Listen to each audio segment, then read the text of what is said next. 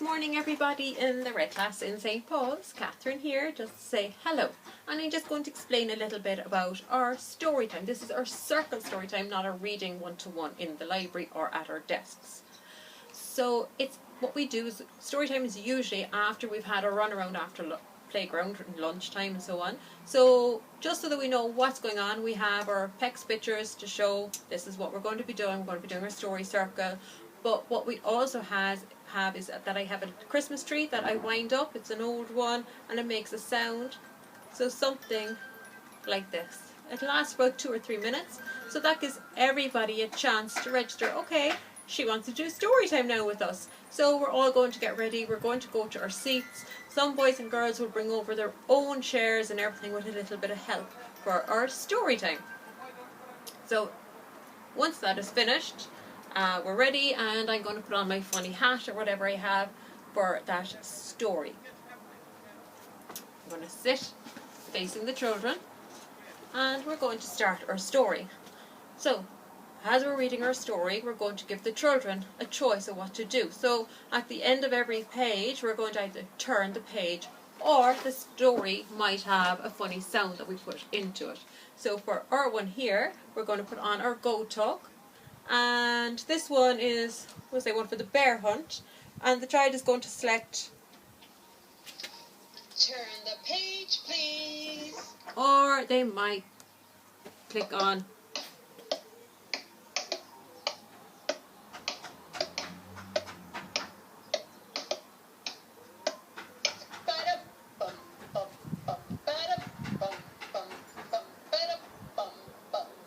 we're going on a bear hunt, we're going to catch a big one. What a beautiful day. So again, the main thing that we're going to use is the common one on these is the turn the page. And then if the child wants to turn the page, we're going to let the child turn the page. Again, you know your own child, so they might just need a little bit of help with the book, and you stick your fingers in up here at the top so that they can get a grip of it and turn the page themselves. And lots of praise for doing it. And then we go on with our book. But they do like the funny sounds as well. And it's plenty of time to give them option. They might want to play it again.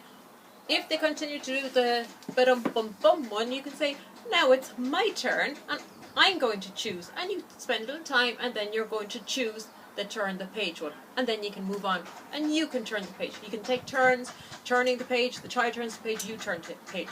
This whole storytime circle routine that we have is all about turn taking and learning the different aspects of reading a book.